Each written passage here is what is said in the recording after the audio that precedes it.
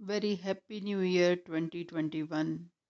May God bless you with all happiness, progress, good health, and best result in your examination.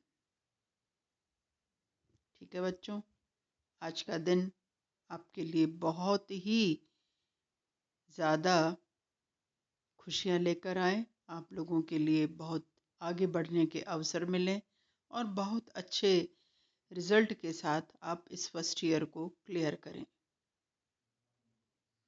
अब start करते हैं हम एक नया चैप्टर, भारत में बेरोजगारी। शायद कुछ बच्चे बाद में ऐड हुए हैं, इसलिए मैं आपको बता दूं कि आपका जो सिलेबस है वो 4 यूनिट का है। There are 4 units only in your syllabus. 5th unit is neglected by you, या यू कैन से इट कि यूनिवर्सिटी ने 5th यूनिट को हटा दिया है। तो उस तरह से आपको 4 यूनिट्स पढ़ने हैं। जो इम्पोर्टेंट बुक्स हैं वो भी मैंने पहले आपको बताई थी, आज मैं फिर बता रही हूँ। ओझा एंड ओझा की है भारत में आर्थिक पर्यावरण के नाम से किताब।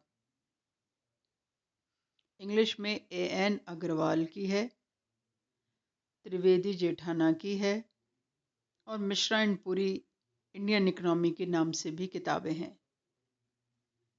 तो इन बुक्स को आप परचेज कर लीजिए और जो जो अब पढ़ाया जा रहा है उन्हें थोड़ा सा केयरफुली समझने की कोशिश करिए। और एनी कोई प्रॉब्लम है तो आप मुझे बताइए। भारत में बेरोजगारी। अब देखिए, बेरोजगारी हमारी इंडियन इकोनॉमी की सेकंड मेजर प्रॉब्लम है।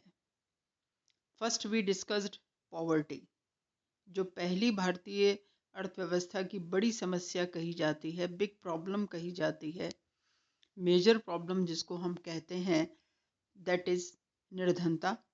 अब आता है बेरोजगारी का नंबर, अनएम्प्लॉयमेंट या बेरोजगारी। देखिए, रोजगार और बेरोजगारी क्या चीज़ है।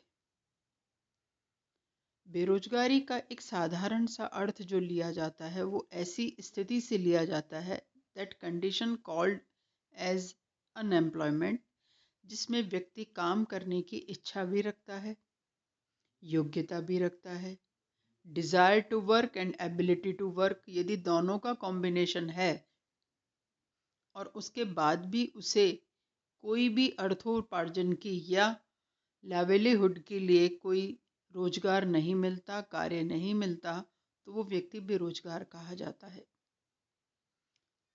बेरोजगारी का मीनिंग फिर से समझा देती हूँ। बेरोजगार किसी भी व्यक्ति की उस स्थिति को कहते हैं जिसमें व्यक्ति कार्य करने की इच्छा रखता है और योग्यता यानी एबिलिटी भी रखता है। योग्यता उस कार्य के अनुसार हो सकती है, तो उस योग्यता के साथ वह काम करना चाहता है लेकिन उसको काम नहीं मिलता है, यानी अर्निंग का कार्य नहीं कर सकता है, मुद्रा कमाने का कार्य नहीं कर सकता है या नहीं कर पा रहा है, तो वह बेरोजगारी की स्थिति में आएगा। देखिए, ग्लोबल लेवल की बात हम करें, वैश्विक स्तर की बात करें, तो बेरोजगारी हर जगह पर है, चाहे वह विकसित देश हो, विकासशील हो या अर्धविकसित या पुअर कंट्रीज हो। देखिए, डेवलपिंग और अंडर डेवलप्ड कंट्रीज का जहाँ तक सवाल है, वहाँ की economies just like in India, हम बेरोजगारी को एक बहुत ही वाइड स्प्रेड वे में देखते हैं, बहुत विस्तृत रूप में देखते हैं। लेकिन दूसरी तरफ जैसे ही हम डेवलप्ड इकोनॉमीज की बात करते हैं, वहाँ पर बेरोजगारी कुछ अलग शेप में होती है, अलग स्ट्रक्चर में होती है, एक अलग डिफरेंट पैटर्न की होती है, क्योंकि उनके विकास के स्तर बहुत ऊंचे हैं, बहुत अच्छे हैं, वो डेवलप्ड कंट्रीज़ हैं, उनकी ग्रोथ की रेट डबल फिगर में है, इसलिए वहाँ पर बेरोजगारी अलग रूप में देखने में आती है। अब भारत का एग्जाम्पल लें हम, भारत में बेरोजगारी क्यों है, क्या कारण है, और उन कारणों के साथ हम ये भी देखेंगे कि उस बेरोजगारी के कितने तरह के स्वरूप हमारे यहाँ पर हैं, प्रकार किस तरह के हैं। तो बेरोजगारी का मीनिंग आप समझ ही गए। जिस व्यक्ति को कहीं कार्य नहीं मिलता, जिससे वह अपनी आय अर्जित नहीं कर पाता है, तो वह बेरोजगार है। अब इसके कुछ प्रकार पर हम आते हैं, टाइप्स पर आते हैं, जिनको आप समझ लीजिए। भारत में ये सभी प्रकार की बेरोजगारी का स्वरूप देखने में आता है, जो अब हम आगे वाले पॉइंट्स में पढ़ने जा रहे हैं। नंबर 1 इज खुली बेरोजगारी, ओपन अनएम्प्लॉयमेंट। खुली बेरोजगारी ये है कि 10 व्यक्ति सड़क पर खड़े हैं कार्य की इंतजार में, जो कि आप अक्सर देखते होंगे। सुबह के टाइम आप बाहर निकलिए, रोड्स पर, चौराहों पर व्यक्ति लाइन से खड़े हुए हैं। उन्हें कहीं कोई रोजगार की तलाश है, नहीं मिलता है तो वो कुछ देर में वापस अपने घरों की ओर लौट जाते हैं बिना आय अर्जित किए हुए। और जब व्यक्ति आय अर्जित नहीं कर पाता है तो वह निर्धन हो जाता है और उसकी कार्य क्षमता धीरे धीरे घटने लगती है और उसकी स्थिति हर तरीके से खराब हो जाती है, यानी आर्थिक और सामाजिक दृष्टि से।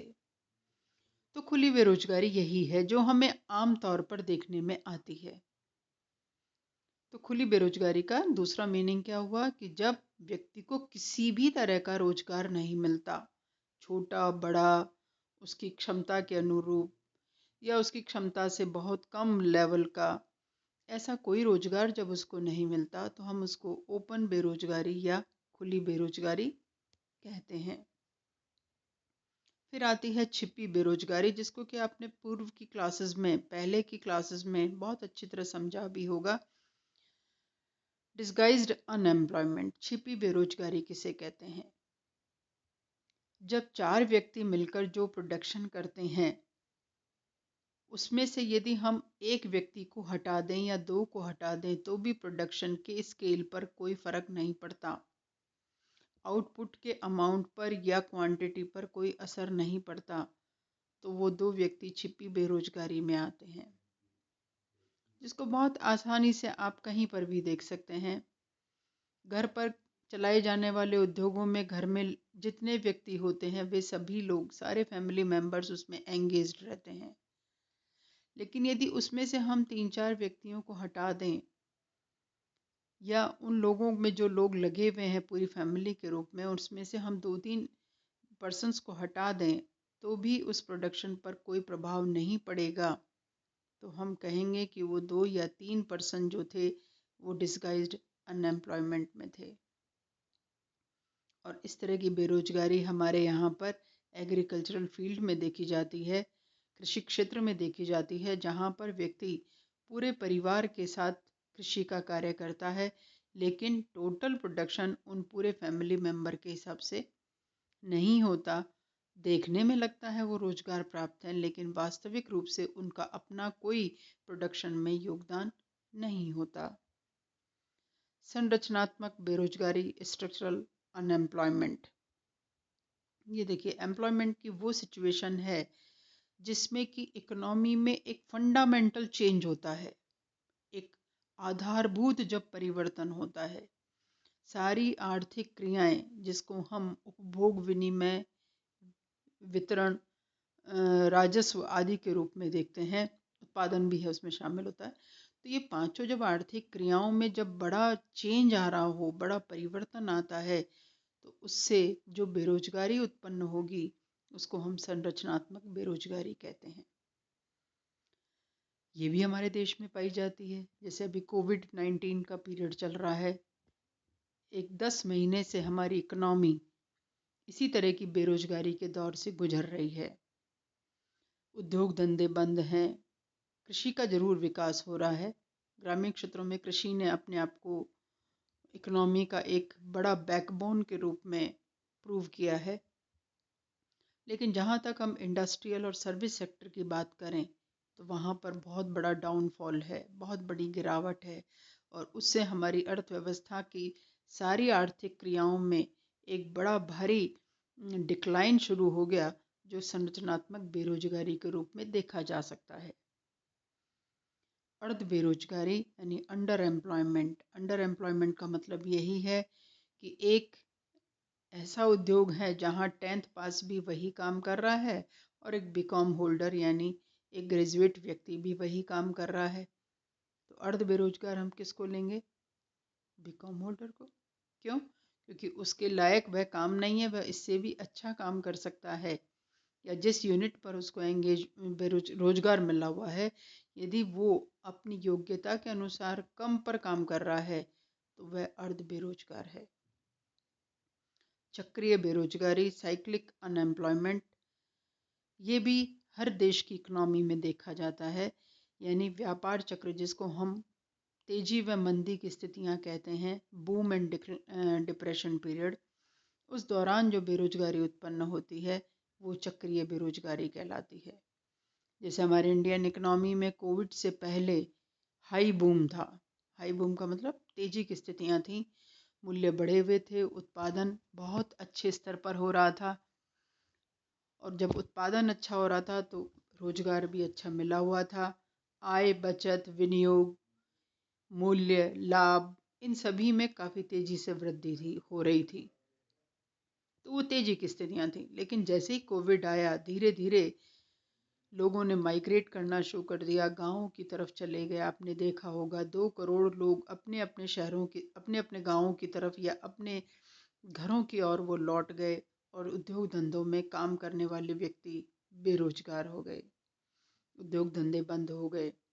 ऐसी स्थिति को हम चक्रीय बेरोजगारी के रूप में देखते हैं कि जैसे ही किसी संकट की वजह से, किसी क्राइसिस की वजह से, किसी जैसे ये पेंडेमिक हुआ, तो उसकी वजह से अर्थव्यवस्था में जो डिक्लाइन शुरू हुआ, जो गिरावट शुरू हुई, वो चक्रीय बेरोजगारी का परिणाम मानी जाती है या रूप देखा जा सकता है। मौसमी बेरोजगारी, बहुत अच्छे एग्जाम्पल हैं इनके एक के बाद एक, जो आप अपने आसपास में देखते हैं। वूलन्स की डिमांड है, जैसे जैसे हमारे सर्दी बढ़ रही है, टेम्परेचर डाउन हो रहा है, तो हर जगह वूलन देखने में आता है, खरीदने में, बेचने की मार्केट पूरे वूलन क्लोथ से भरे हुए हैं। ये क्या है? मौसमी मांग, यानी सीजनल डिमांड। और जैसे ही सीजन खत्म हो जाता है, उस वस्तु को बनाने वाले व्यक्तियों के लिए बेरोजगारी की स्थिति हो जाती है। दिवाली आती है तो दीपक बनाए जाते हैं, दीपक काम में लिए जाते हैं, और इसी तरह से बहुत सारे एग्जाम्पल आप ले सकते हो जो मौसम के आधार पर जिनकी मांग की जाती है, या जिनकी मांग किसी फेस्टिविटी के हिसाब से होती है, या किसी आवश्यकता के अनुसार हो सकती है। जैसे वैवाहिक कार्यक्रमों का भी एक सीज़न होता है, उस सीज़न में सभी तरह की डिमांड बढ़ती है, सभी इवेंट्स की डिमांड होती है। तो उस आधार पर सारे उन डिमांड्स के, जैसे ही वो फेस्टिव सीज़न या शादी समारोह के समय निकल जाता है, उसके बाद उससे संबंधित जो मांग होती है वो बिल्कुल समाप्त हो जाती है, और उसमें जो एंगेज्ड व्यक्ति या एम्प्लॉयड पर्सन्स होते हैं, दे विल बिकम बेरोजगार, अनएम्प्लॉयड। तकनीकी बेरोजगारी, ये कहलाती है टेक्निकल या इंडस्ट्रियल अनएम्प्लॉयमेंट। देखिए, यदि किसी एक इंडस्ट्री को आज से 10 साल पहले लगाया गया था, 10 साल तक जिन लोगों ने वहाँ पर काम किया, उस इंडस्ट्री में सडनली बहुत बड़ा एक चेंज आया, टेक्नोलॉजिकल चेंज, तकनीकी परिवर्तन किया गया, काफ़ी सारी मशीनें ऑटोमेटिक लगा दी गईं। उसका परिणाम ये हुआ कि उन कामों को करने वाले व्यक्तियों को उद्योग से हटा दिया गया। तो ये क्या कहलाया? तकनीकी बेरोजगारी का स्वरूप। यानी आधुनिक तकनीकों के कारण, यानी मॉडर्न टेक्नोलॉजी, रिनोवेशन, नवीनीकरण, मॉडर्नाइजेशन, इन सभी वजह से उद्योग में यदि कोई उत्पादन की प्रक्रियाओं में या सेलिंग एक्टिविटीज़ में या किसी भी तरह से वहाँ कोई बड़ा चेंज आता है, और उस चेंज का परिणाम ये होता है कि जो व्यक्ति उस उद्योग में लगे हुए थे वो बेरोजगार हो जाते हैं, तो उसको हम तकनीकी बेरोजगारी कहते हैं। ये भी हमारे देश में देखी जा रही है। अभी कोविड की वजह से ये तकनीकी बेरोजगारी भी आप देख रहे होंगे कि ज़्यादा से ज़्यादा लोगों ने अब, क्योंकि जो श्रमिक लोग थे वो अपने घरों की ओर लौट गए, और उसकी वजह से उद्योगों में अधिकतर ऑटोमेशन का काम किया जा रहा है, मॉडर्नाइजेशन किया जा रहा है, ताकि बिना श्रम के उस उत्पादन के कार्य को कंटिन्यू किया जा सके। नेक्स्ट है आकस्मिक बेरोजगारी। अब ये आकस्मिक या एक्सीडेंटल अनएम्प्लॉयमेंट का सबसे अच्छा एग्जाम्पल अभी प्रेजेंट इंडियन इकोनॉमी ही नहीं बल्कि ग्लोबल इकोनॉमी को देखा जा सकता है कि पूरे विश्व की अर्थव्यवस्थाओं में ये आकस्मिक बेरोजगारी शुरू हुई है। किस वजह से? यू नो बेटर, कोविड-19 की वजह से। जैसे ही ये वायरस आया धीरे धीरे लोगों में एक डर पैदा हुआ, उन्होंने अपने काम धंधे बंद कर दिए, अपने घरों की ओर लौट गए जहां उन्हें रोजगार नहीं मिला। तो ये आकस्मिक रूप से यानी एक सडनली, एक एक्सीडेंटली इकोनॉमी में एक नई बड़ी प्रॉब्लम शुरू हुई और उसका परिणाम ये निकला कि जो एम्प्लॉयड थे वो व्यक्ति सभी अनएम्प्लॉयमेंट की स्टेज में आ गए। इसी तरह से इसी से रिलेटेड है संकटकालीन बेरोजगारी, ट्रांजिशनल अनएम्प्लॉयमेंट। संकटकालीन किसी भी तरह का हो सकता है, कहीं पर बाढ़ आ गई, अर्थक्वेक आ गया, सुनामी आ गई, या किसी वजह से कोई युद्ध की ऐसी स्थितियां बन गई कि उस क्षेत्र में कार्य करने वाले लोगों का रोजगार बंद हो गया, छिन गया, या कोविड की वजह से जो हुआ। इन सभी कारणों से कोई एक संकट किसी भी तरह का हो, चाहे वो सोशल हो, चाहे इकोनॉमिक हो, चाहे जोग्राफिकल हो, या पॉलिटिकल कोई भी प्रॉब्लम यदि किसी देश में आती है तो उस प्रॉब्लम की वजह से एक नई परेशानी खड़ी होती है, वो है बेरोजगारी। भारत में जब करगिल वॉर का सामना हमने किया पाकिस्तान के विरुद्ध, उस दौरान उस क्षेत्र में रहने वाले उद्योग धंधों को कुछ समय के लिए बंद कर दिया, तो वो एक संकट के कारण उत्पन्न बेरोजगारी के रूप में देखा गया और वो अभी भी है। वो कोविड में ये सारे तरह की बेरोजगारी देखने में आ रही है। फिर आती है शिक्षित बेरोजगारी, एजुकेटेड अनएम्प्लॉयमेंट। क्लियर है, मीनिंग समझ ही गए होंगे आप इसका। शिक्षित बेरोजगारी का सीधा सा मतलब होता है जिस व्यक्ति ने तकनीकी शिक्षा या सामान्य शिक्षा अर्जित कर ली लेकिन फिर भी उसे रोजगार नहीं मिला। भारत में देखिए ये दोनों परिस्थितियां हैं। जो प्रोफेशनली क्वालिफाइड है, जिसने किसी प्रोफेशन को लेकर या किसी व्यावसायिक आधार पर कोई टेक्निकल शिक्षा ग्रहण की है, जैसे वो MBA है या BTech है, या उसने क्या कहते हैं कि मेडिकल साइंस में यदि ग्रेजुएशन किया है, तो इन सभी स्थितियों के बाद भी उसे रोजगार नहीं मिलता तो वो शिक्षित बेरोजगारी में आता है।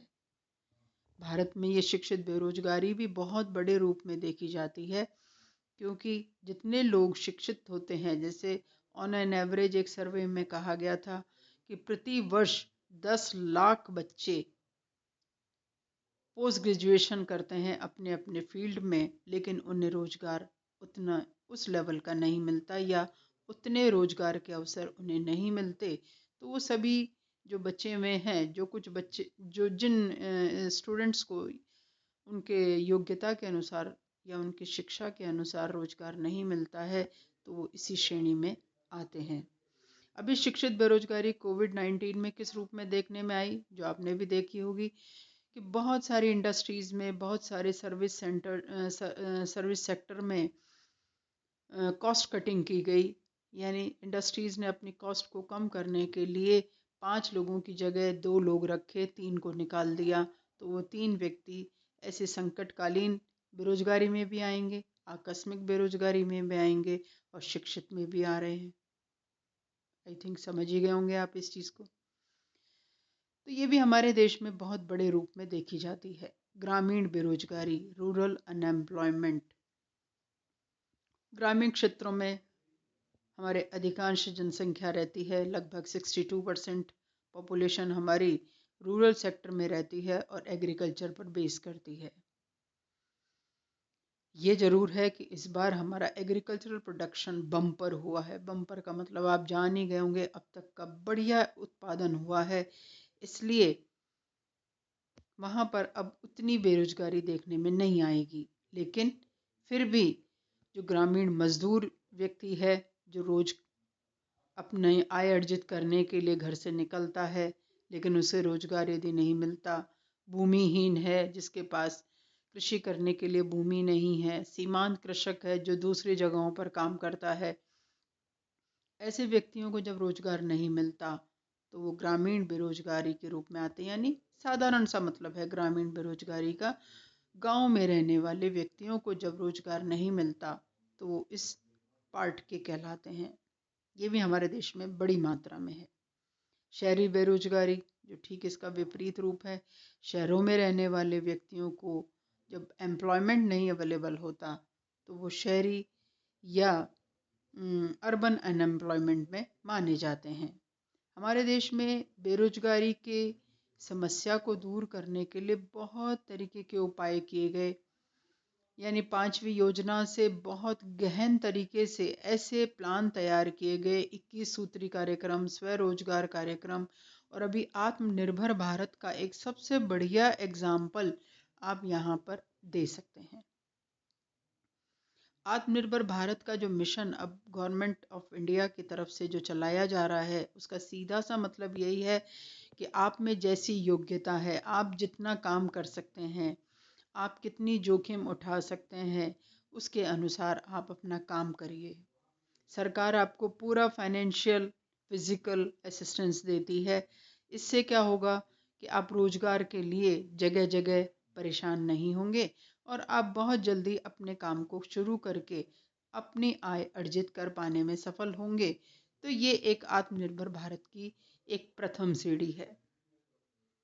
दूसरी तरफ इसी आत्मनिर्भर भारत का एक जो बड़ा मिशन है वो क्या है कि हम विदेशी वस्तुओं को या विदेशी उत्पादों की जगह स्वदेशी वस्तुओं का ही उपयोग करें। उसका परिणाम ये होगा कि हमारे उद्योग धंधे विकसित होंगे, हमारी आंतरिक वस्तुओं की मांग बढ़ेगी, बाजार बढ़ेगा, उत्पादन बढ़ेगा, एम्प्लॉयमेंट बढ़ेगा और कुल मिलाकर देश आत्मनिर्भर बनेगा। और आत्मनिर्भर बनना किसी भी देश के लिए एक बहुत बड़ी मतलब अपेक्षा होती है, बहुत बड़ा एक मिशन होता है, बहुत बड़ा टारगेट होता है, ताकि वह विदेशी वस्तुओं या विदेशी पूंजी पर ज़्यादा निर्भर नहीं रह सके। आई थिंक आपको ये सारी बेरोजगारी के स्वरूप आज की परिस्थितियों में, जबकि कोविड-19 चल रहा है, हम ऐसी स्थितियों में बहुत साक्षात रूप में देख पा रहे हैं, बिल्कुल क्लियर रूप में देख पा रहे हैं। ये सभी तरह की बेरोजगारी भारत में किसी न किसी रूप में आपको देखने को मिलती है। Thank you.